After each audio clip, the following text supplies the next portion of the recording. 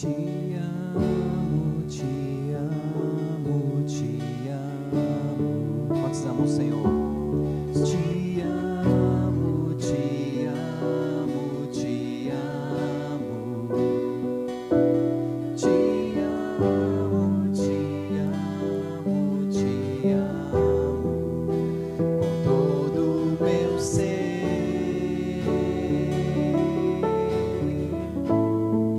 Novamente. Te amo, te amo, te amo.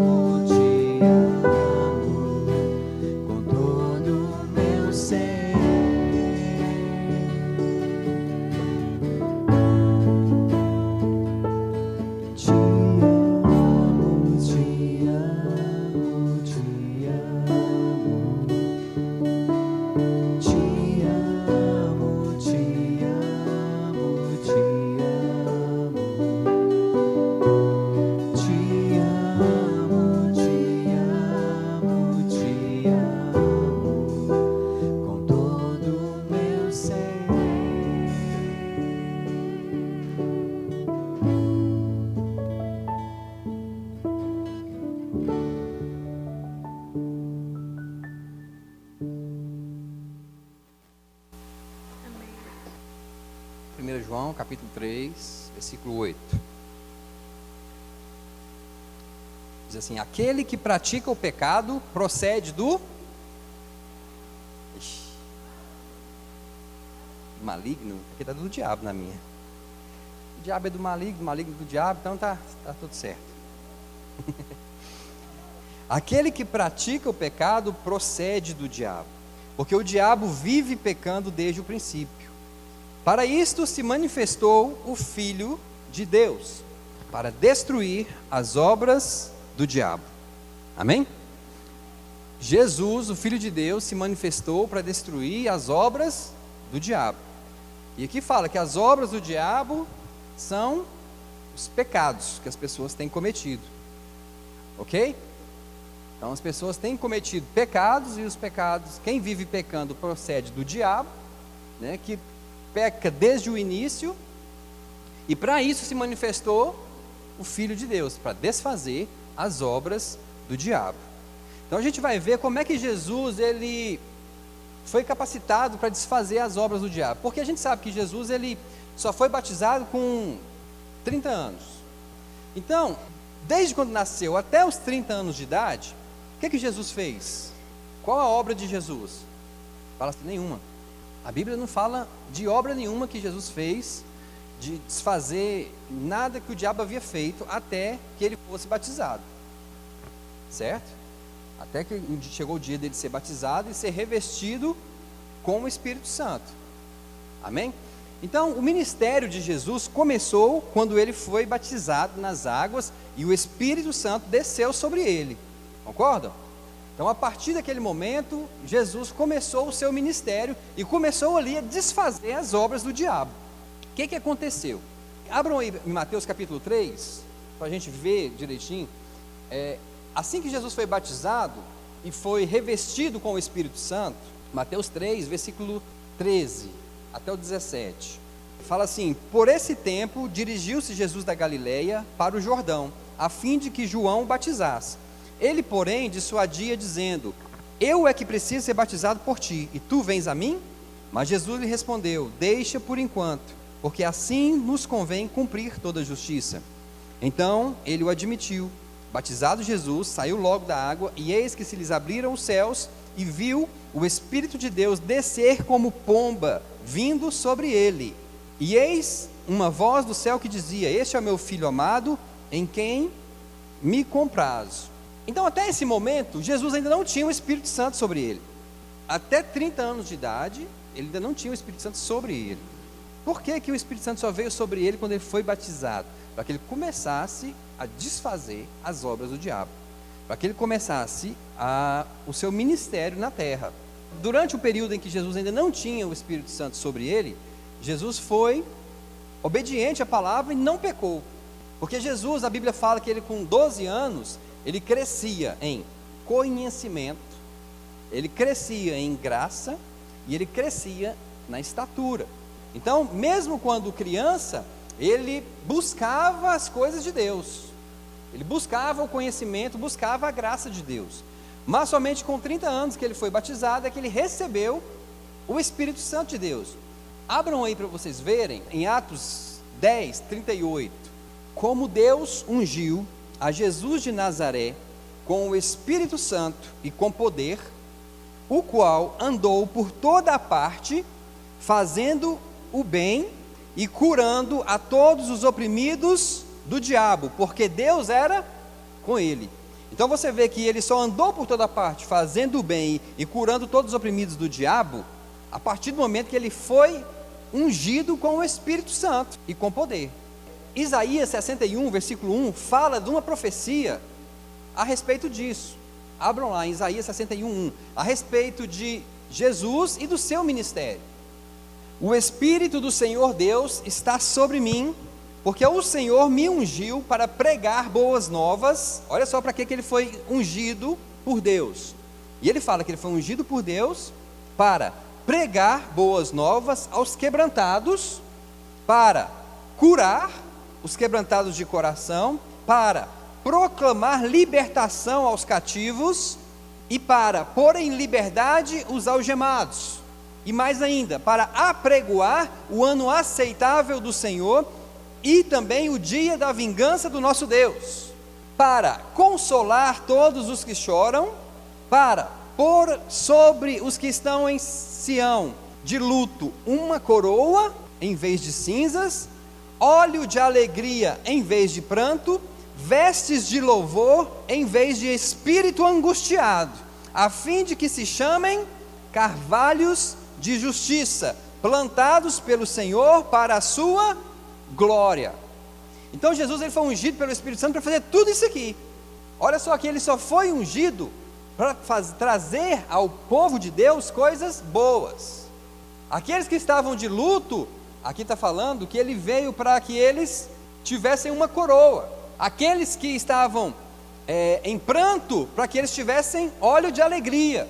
Aqueles que estavam angustiados, para que eles tivessem vestes de louvor.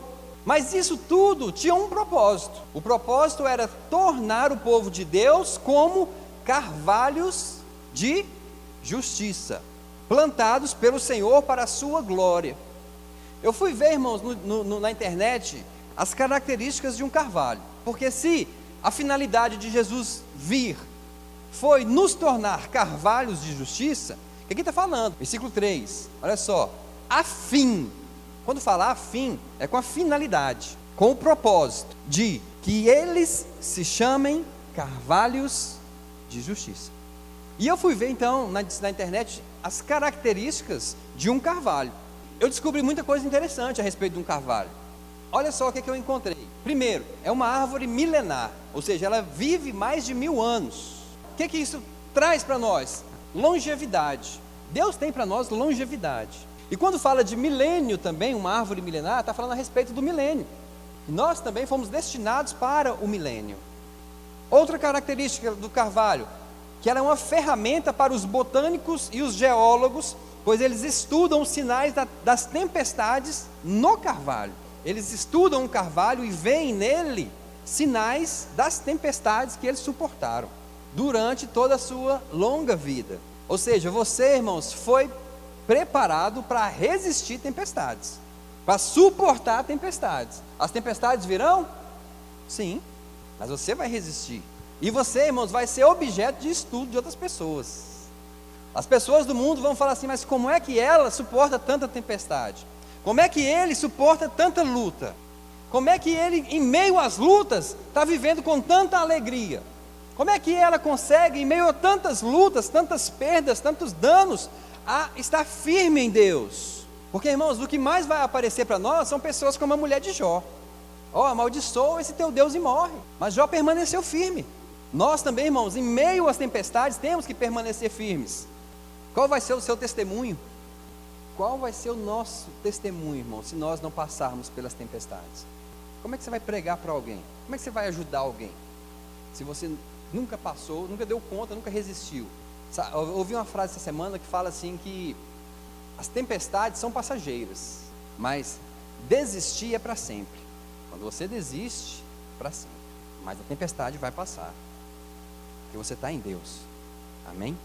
Outra característica aqui, quanto mais ele se sujeita às intempéries, mais fortalecido ele sai delas, pois suas raízes se arraigam ao solo a cada tempestade, seu tronco revigora e a possibilidade dele ser extraído do solo pelos temporais diminui drasticamente até se tornar nula. Ou seja, cada tempestade ele se enraiza mais, ele se fortalece mais, até um dia em que nenhuma tempestade vai conseguir tirar ele do solo. Amém? Assim é a gente, irmãos. Quanto mais você suportar as tempestades, mais forte você vai ficar. Para você, irmãos, permanecer, para você se fortalecer durante a tempestade, você não pode desistir. E muita gente desiste, muita gente murmura, muita gente reclama. A gente sabe que o deserto não é lugar de crente, sabe ou não sabe? Mas muitos crentes morreram no deserto. Por quê? Porque só murmuram. Crente murmurador morre no deserto. Outra característica do carvalho, ele é um exemplo de resistência e resignação. E a cada assédio das forças naturais, ele não se revolta e nem se desanima, mas procura triunfar sobre os obstáculos que o perseguem insistentemente. Ele não desanima, ele não se revolta, mas ele procura triunfar sobre todas as tempestades que vêm sobre ele. Você e eu, irmãos, temos que procurar triunfar sobre as tempestades. Olha só o que está escrito em 2 Coríntios, o capítulo 2, o versículo 14. Talvez hoje você e eu esteja passando por uma tempestade, e é bem provável que estejamos, porque a cada tempestade a gente vai se fortalecer mais em Deus, e você vai sair de uma tempestade e vai vir outra. 2 Coríntios 2,14, acharam? Diz assim: graças porém a Deus, que em Cristo sempre nos conduz em derrota, tá certo? Sempre nos conduz em miséria, sempre nos conduz em doença, sempre nos conduz em tristeza. Não, sempre nos conduz em triunfo. Deus sempre vai te conduzir em triunfo. Irmão, você é mais que vencedor. Em Cristo você é mais que vencedor. Fora de Cristo não, mas em Cristo você é mais que vencedor. Você e eu, irmãos, não fomos feitos para sucumbir às tempestades, não fomos feitos para desfalecer em meio às tempestades. Jesus veio pregar o Evangelho, veio desfazer as obras do diabo, para que você se tornasse como um carvalho, resistente. Vamos voltar em 2 Coríntios 2,15, fugindo um pouquinho do assunto, mas é algo que me chamou a atenção hoje. 2 Coríntios 2,15. Porque nós somos, para com Deus, o bom perfume de Cristo. Aliás, irmãos, vamos ler o versículo 14 de novo. Graças, porém, a Deus, que em Cristo sempre nos conduz em triunfo, e por meio de nós. Olha só, Cristo faz, é por meio da igreja. Ele manifesta em todo o lugar, fala assim, ele manifesta em todo lugar a fragrância do seu conhecimento, porque nós somos para com Deus o bom perfume de Cristo. Ou seja, em todo lugar que você for, você deve manifestar a fragrância do conhecimento de Deus, porque você é o bom perfume de Cristo, tanto nos que são salvos, como nos que se perdem. Versículo 16: para com estes, cheiro de morte para a morte, para com aqueles, aroma de vida para a vida. Quem, porém, é suficiente para estas coisas?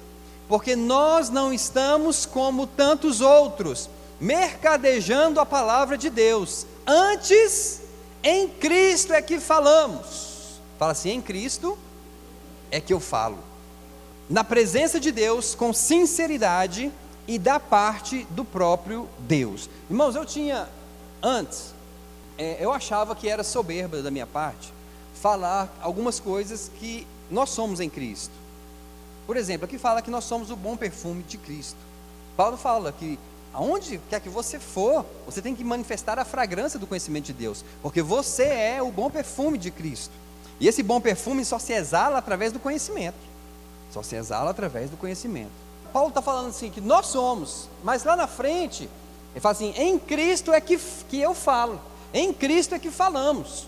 Então, quando eu falo alguma coisa que eu sou em Cristo, eu estou falando de acordo com a Bíblia. Eu não estou sendo arrogante nem soberbo, mas eu estou falando de acordo com o que Cristo fez na minha vida. Amém?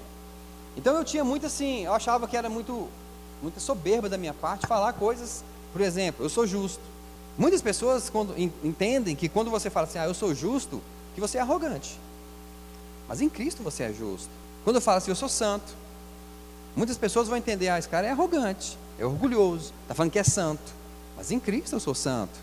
Então quando eu falo em Cristo, como Paulo disse assim, em Cristo é que falamos, não tem problema. Olha como é que ele fala, em Cristo é que falamos na presença de Deus, com sinceridade. Tem que haver sinceridade. Não é para você se gabar, eu sou santo, se gabando. Mas é para você falar sendo sincero, na sinceridade do seu coração, e da parte do próprio Deus. Você está falando da parte do próprio Deus. Agora abram em Lucas 24:49. Nós estamos falando hoje sobre o poder para destruir as obras do diabo.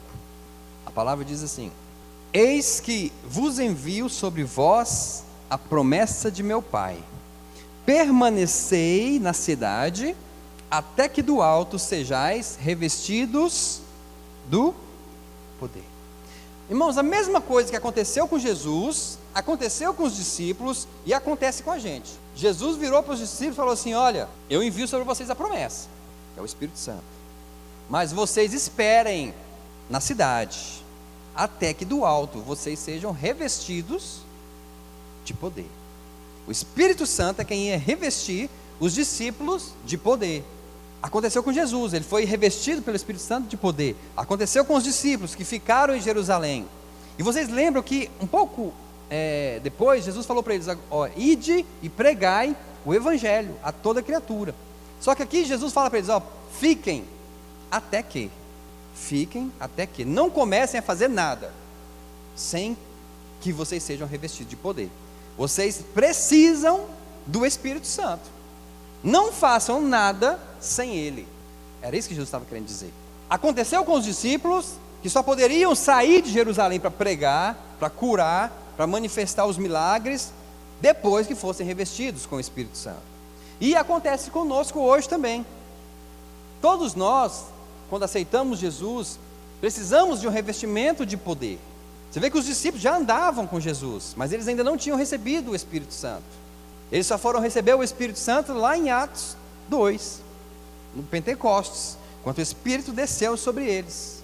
Quando eles permaneceram, obedeceram e permaneceram em Jerusalém e foram revestidos com o Espírito Santo. Ali eles foram revestidos de poder, e ali você vê que Pedro ali já começa a pregar e já começa a ganhar muitas almas para o reino de Deus. Assim é conosco também. Nós não devemos fazer nada, irmãos, sem antes sermos revestidos com o Espírito Santo. Não faça na sua força, mas faça na força dele. Foi muito tremendo o ministério de Jesus aqui na terra. Foi maravilhoso. Curou, fez o bem, expulsou demônios, ressuscitou mortos, curou cegos, os surdos ouviram, os mudos falaram, os paralíticos andaram. Mas chegou um dia que Jesus falou assim: olha, eu vou ter que ir embora. Abram aí no livro de João 16, versículo 7. Tem uma palavrinha aqui que eu quero que vocês entendam. Convém-vos que eu vá, porque se eu não for, o Consolador não virá para vós. Se porém eu for, eu vou-lo enviarei. Jesus falou uma palavrinha, a primeira palavra que ele falou aí: convém-vos que eu vá. Convinha a quem? A nós. Convinha a nós que ele fosse. Não convinha a ele ir. Ele falou: convém-vos. É para vocês. Convém-vos que eu vá. Porque se eu não for, eu não posso enviar o Espírito Santo para vocês, para que vocês sejam revestidos de poder, para que vocês façam as mesmas obras que eu faço, e obras maiores ainda façam. Por isso é que convinha a nós que ele tivesse que ir, para que nós pudéssemos receber o Espírito Santo. Se Jesus estivesse na terra até hoje, nós não teríamos o Espírito Santo. E você sabe que Jesus, irmãos, ele morreu porque ele quis morrer. Ele falou assim: ó, a minha vida ninguém a tira. Ninguém tinha poder de tirar a vida de Jesus, mas eu mesmo a dou. Foi ele que deu a vida dele por nós. Então, ele falou que nós tínhamos que ser revestidos. Convém que vocês sejam revestidos. Aí no versículo, em Lucas 10, 19, ele fala assim: eis que vos dei autoridade para pisardes serpentes e escorpiões, e sobre todo o poder do inimigo, e nada, absolutamente, vos causará dano. Olha que tremendo, irmãos. Jesus foi, mas a obra continua. Agora ele faz através de nós, através da igreja. É por isso que eu digo que é errado você orar e falar assim: Senhor Jesus, cura fulano de tal. Senhor Jesus, expulsa o demônio de tal. Senhor Jesus, faça isso. Senhor Jesus, faça aquilo. Senhor Jesus, faz isso por... Não, Jesus já fez tudo por nós. E agora ele deu a autoridade, a responsabilidade para nós fazermos, para nós continuarmos a obra dele. Eis que eu vos dei autoridade para pisar de serpentes e escorpiões, e sobre todo o poder do inimigo, e nada absolutamente vos causará dano. Quando ele fala nada vos causará dano, ele está falando dos poderes do diabo. Então pessoas costumam confundir muitas coisas. achar que tudo é o diabo, e não é, nem tudo é o diabo. Primeiro, que o diabo não pode te tocar, então não foi ele, é alguma coisa aí. Eu também passei mal esses dias, comi um caldo ali meio velho, e o outro dia foi terrível, né? Isso não quer dizer, mas fulano de tal diz que nada pode fazer mal contra ele. Não, está falando do poder do inimigo. O contexto fala do poder do inimigo. O poder do inimigo não pode fazer mal contra você, ele é limitado. Olha só o interessante desse versículo também, que ele fala assim: eis que vos dei autoridade para pisardes. Ele não está falando assim, eu te dei autoridade para resistir. Ele não está falando isso. Ele está falando que te deu autoridade para pisar, para esmagar. É claro que a gente sabe que resistir o diabo e ele vai fugir de vós, porque o diabo já está vencido. Então você só precisa resistir ele, que ele já está vencido. Na cruz ele foi vencido. Mas quando ele fala, eis que vos dei poder, autoridade para pisardes serpentes e escorpiões e sobre todo o poder do inimigo, ele está falando para você desfazer as obras dos demônios e do diabo. É para você desfazer as obras que o diabo tem feito. Quando fala para pisar, é para destruir. Destruir o quê? O poder dele. Ele tem poder ainda, irmãos. Ele está vencido, mas ele tem poder.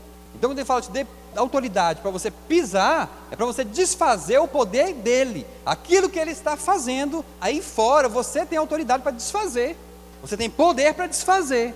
E aí a gente fica acomodado esperando que Jesus venha descer do céu e curar a pessoa. Jesus vem descer do céu e libertar a pessoa, quando a responsabilidade de pregar o evangelho é nossa. Os anjos queriam pregar o evangelho, mas essa responsabilidade foi dada para a gente. Então é a gente que tem que abrir a boca e falar. As palavras de salvação estão na nossa boca. As palavras de libertação estão na nossa boca. Quando você traz uma pessoa do mundo para ouvir uma palavra, para vir para a igreja, naquele culto ele pode ser liberto. Porque todo culto que tem palavra é culto de libertação, que é a palavra que liberta. Então a pessoa pode ser liberta por uma palavra, que Deus usa o ministro para falar. Conhecereis a verdade vos libertará. Hoje mesmo aqui, nós estamos sendo libertos de alguma coisa que a gente tinha errado. É por isso que toda pregação eu estou atento. Eu recebo aquilo que traz libertação para a minha vida, que tira um engano da minha vida. Por isso que a gente tem que estar ligado na palavra de Deus. Antigamente, quando eu era mais novo, meu negócio era louvor. Eu gostava de louvor, palavra, nem ouvia palavra na igreja, mas vivia todo errado, porque não era liberto. Louvor é algo para Deus, não é para você. Abram aí em Marcos 16, 17. Fala assim: estes sinais, esse versículo aqui todo mundo já sabe. Estes sinais hão de acompanhar aqueles que creem. Em meu nome expelirão demônios, falarão novas línguas, pegarão em serpentes, e se alguma coisa mortífera beberem, não lhes fará mal.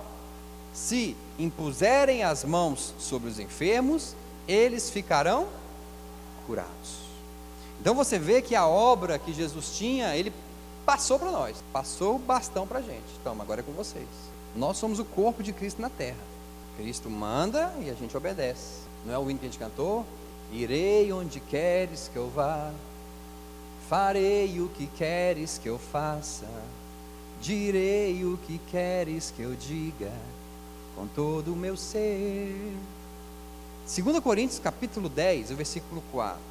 Porque as armas da nossa milícia não são carnais, e sim poderosas em Deus, para destruir fortalezas, anulando nós sofismas e toda altivez que se levanta contra o conhecimento de Deus, e levando cativo todo o pensamento à obediência a Cristo, e estando prontos para punir toda desobediência, uma vez completa a vossa submissão.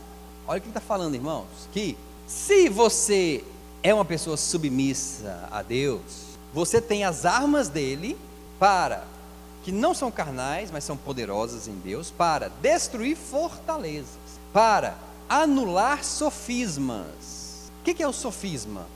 Primeiro, o que é a fortaleza? Fortaleza é um pecado ou uma iniquidade que o diabo cria nas pessoas.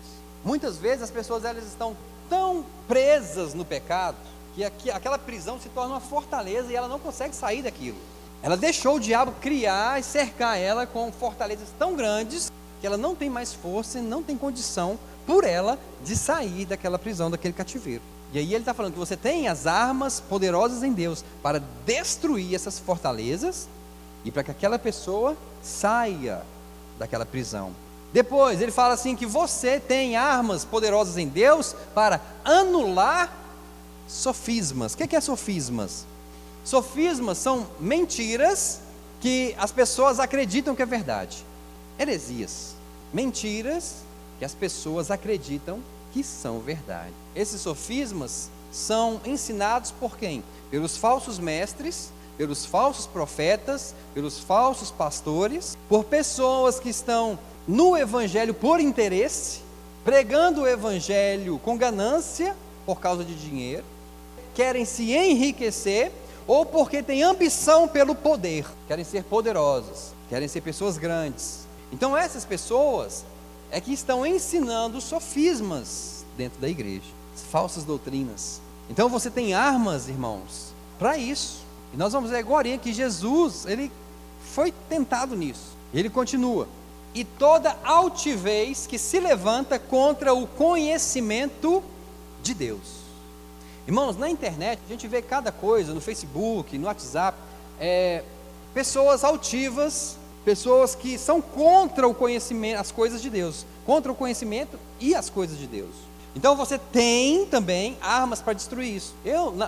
O meu Facebook, muita gente fala que o Facebook é uma coisa terrível, de destruição, e realmente é para muitas pessoas. Mas para quem sabe usar, irmãos, é uma bênção. Que ali, eu uso o meu Facebook para isso. Se eu ver alguém colocando alguma coisa fora do contexto da palavra de Deus, eu vou ali e combato aquilo com a palavra de Deus, mostrando que não é daquele jeito que a pessoa está pensando, ou que ela está falando. Ou se alguém fala alguma coisa contra a palavra de Deus, eu também combato. E o Facebook está ali para isso. Se você põe o seu comentário lá, é porque as pessoas vão ver e vão responder, entendeu? Eu falei aqui um dia que tem pessoas que colocam lá no Facebook, ao invés de dar o seu dízimo para o pastor, compre cestas básicas e doe. E muitos crentes põem isso lá. Vocês acham que não? Pastor Gilmar não obriga ninguém a dar dízimo, não é, pastor Gilmar? A gente ensina, se você dá, se você quiser. E eu vou lá e combato essas coisas. Eu não deixo, irmãos, principalmente se for crente da nossa igreja. Eu, quando vejo crente da nossa igreja colocando coisa errada lá, eu vou lá e falo. Porque é função nossa destruir as obras do diabo. O diabo está enganando o próprio povo de Deus, com ensinamentos enganosos. E a Bíblia fala, né, que nos últimos dias ele enganaria muito, se possível até os eleitos. João Batista combateu um casamento errado, perdeu a cabeça. A gente deve combater. Mas se a pessoa não quer receber, faça igual Jesus. Se você chegar numa cidade e não te receberem, bate a poeira do teu pé e vai embora. Você não precisa ficar brigando, discutindo. É ou não é? A gente tem que ter equilíbrio. Deus nos deu espírito de moderação. Tudo nosso tem que ser moderado. Então, agora vamos lá para Mateus 3. Mateus 4, aliás. Mateus 4, versículo 1. A seguir o quê? O que aconteceu antes? Jesus foi batizado e revestido com o Espírito Santo. Certo? Olha aqui no versículo 17.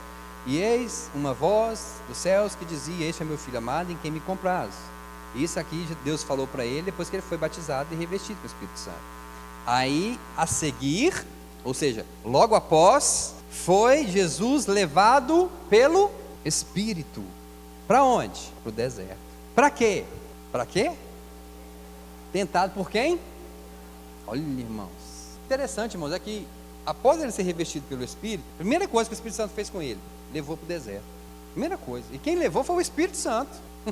Para ser tentado pelo diabo. A palavra tentado tem dois sentidos. Primeiro, é induzido ao pecado. Quando você é tentado, você é induzido a pecar. E também é experimentado. Então ele foi levado pelo Espírito para o deserto para ser experimentado pelo diabo. Então o diabo ia fazer Jesus passar na peneira. O deserto, irmão, era um lugar árido. Lugar em que ninguém quer estar. O mundo hoje é um deserto espiritual. O mundo hoje não tem vida espiritual. Você vê aí fora as coisas do mundo, você não vê Deus nas coisas do mundo. Só vê o diabo. O Espírito Santo levou Jesus para o deserto.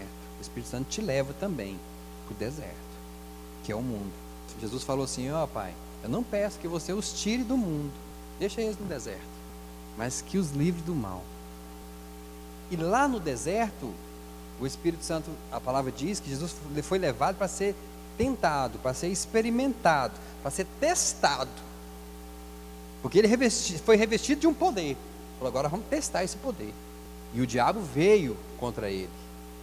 E o diabo veio com o quê?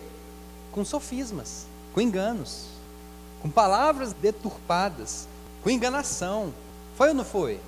Então o diabo ele usava a palavra de Deus para tentar enganar Jesus.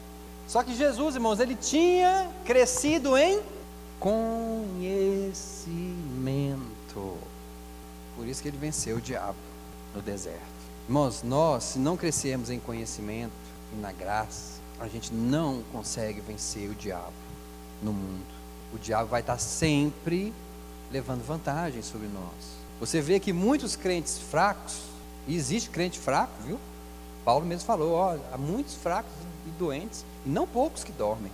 Muitos crentes fracos estão sendo assolados pelo diabo porque não têm conhecimento. O meu povo é destruído porque lhes falta o conhecimento. Tenho certeza que todos nós queríamos estar na nossa casa, assistindo a televisão, deitado, sentado, descansando. Mas a gente está aqui, porque o Espírito Santo está nos treinando para nós desfazermos as obras do diabo no deserto, no mundo, para a gente pôr em liberdade os cativos, para a gente pôr em liberdade os algemados, para a gente apregoar o ano aceitável do Senhor. Por que as pessoas hoje, irmãos, querem o que é mais cômodo para eles, se o Espírito Santo levou Jesus para o deserto? A gente não vê hora nenhuma Jesus procurando o que era mais cômodo para ele. Você vê? Não. Jesus nunca procurou o que era mais cômodo. Jesus ia para o monte orar de madrugada. Jesus estava no deserto ensinando o povo durante 3 dias seguidos a palavra de Deus. Jesus estava nas sinagogas ensinando, no templo ensinando. Jesus estava sempre procurando algo para poder pôr o povo em liberdade, para trazer libertação para o povo de Israel. E a gente vê hoje que a maioria dos crentes, irmãos, eles estão acomodados, eles querem o que é cômodo. Se estiver passando por uma prova, já começa a murmurar, já começa a reclamar, já pensa em desistir, já quer ir para outra igreja. Ah, eu vou para outra igreja, porque na outra igreja ensina que se eu for para lá eu vou ficar rico. Eu fico aqui nessa igreja, eu fico aqui, mas aqui minha vida não está rompendo. Por quê? No culto não vem receber, não quer crescer em conhecimento. Aí está sofrendo no mundo, porque não consegue entender as coisas espirituais. Porque a gente está no mundo, irmãos, mas nós somos seres espirituais. Deus vai te levar, irmãos, para lugares que você não quer ir. Ah, eu queria tanto arrumar um lugar que só tivesse crente. Eu queria trabalhar num lugar que só tivesse gente crente. Oh, beleza. É bom demais, irmãos. Não, irmãos, o Espírito Santo vai te levar para os lugares que não tem crente, para você fazer muitos crentes. O Espírito Santo vai te levar para lugar que tem pessoas endemoniadas, para você pôr elas em liberdade. O Espírito Santo, irmãos, vai te levar para lugares que você não quer ir, lugares que não é de conforto. Você vai passar por lutas, por provas, que o Espírito Santo vai fazer você passar para você crescer e se fortalecer em Deus, para você pôr a palavra que você está aprendendo em prática. Ninguém aqui, irmãos, está com a vida ganha, não. Não, nós estamos passando por lutas. Todo mundo aqui está passando por luta. Todo mundo aqui tem um problema. Se eu falar, a Vernada tem um, a Renata tem outro, o pastor Gilmar tem outro, o Mamãe tem outro, o irmão Ezequiel tem outro. Todo mundo aqui tem problema. Jesus, ele passou por muitos problemas. Só que o foco dele era as pessoas. Ele não focava no problema dele. Ele queria pregar. Ele queria pôr em liberdade. E você e eu, irmão, temos as armas poderosas em Deus para destruir fortalezas. Você e eu vamos ser levados pelo Espírito Santo a lugares cada vez piores, para que você chegue lá e faça diferença lá, para que você chegue lá e o bom perfume de Cristo exale de você, através de quê? Do conhecimento. Quando você chegar num lugar, irmãos, que é treva pura, você é luz. Quando você chegar em um lugar onde a palavra de Deus não é pregada, você vai exalar o conhecimento de Deus lá, e aquelas pessoas, irmãos, vão ser libertas, em nome de Jesus. Então você e eu hoje temos o poder dado por Deus, e somos guiados pelo Espírito Santo. Abram em Romanos capítulo 8, versículo 14, o último versículo. Esse versículo, irmãos, é o versículo um dos que eu mais gosto na Bíblia. Romanos 8, 14. Se você entender o que é esse versículo, a sua vida vai mudar hoje. Aqueles que são guiados pelo Espírito de Deus, esses são filhos de Deus. Então você tem que ser guiado por Ele. É para onde Ele quer que você vai, não é para onde você quer ir. Aí a pessoa está aqui na igreja, irmãos, e eu vou para outra igreja, que a outra igreja é melhor para mim. Ué, mas eu pensei isso muito tempo na minha vida, até que chegou a revelação da palavra em mim. Eu pensava em ir para um lugar em que lá eu fosse falar e as pessoas entenderem, e as pessoas já saberiam o que eu estava falando. Mas Deus falou, não, é aqui mesmo que eu te quero. Quero que você ensine aqui. E eu entendi que eu tenho que fazer diferença no lugar em que o Espírito Santo quer que eu esteja. Não é no lugar que eu quero ir. Eu vou para um lugar cômodo para quê? Fazer diferença de quê? Igual muitas vezes eu me indignei aqui na igreja por pessoas que saíam daqui e iam para outras igrejas grandes e falavam assim, não, é o Espírito Santo que está mandando eu ir. Por que o Espírito Santo quer que você numa igreja grande, irmão? Se lá tem centenas, milhares de pessoas melhores do que você lá. Não, você tem que ir para os lugares desérticos, você tem que ir para os lugares áridos, você tem que exalar o conhecimento, você tem que exalar o bom perfume de Cristo. Aonde você for, no seu trabalho, na sua escola, na sua faculdade, na sua casa, na sua igreja, na rua, no ônibus, você tem que exalar o bom perfume de Cristo, que é o conhecimento. Você vê que Jesus, ele venceu o diabo nas 3 tentações com a palavra, porque Jesus estava capacitado pela palavra. Aí as pessoas falam assim, mas ele era Deus, ele sabia a palavra toda. Não, Jesus veio para o mundo como homem, ele aprendeu a palavra de Deus. Você vê que ele crescia em conhecimento, ele não chegou maduro em conhecimento, ele crescia, ele buscava, e com a palavra ele venceu o diabo no mundo. E aí o que aconteceu? Veio anjos e os serviu. Quando você vencer, irmãos, os anjos do Senhor vão te servir, porque Deus vai dar ordem a teu favor, para que os anjos dele te guardem e te livrem. É a recompensa de Deus. Amém? Vamos ficar em pé?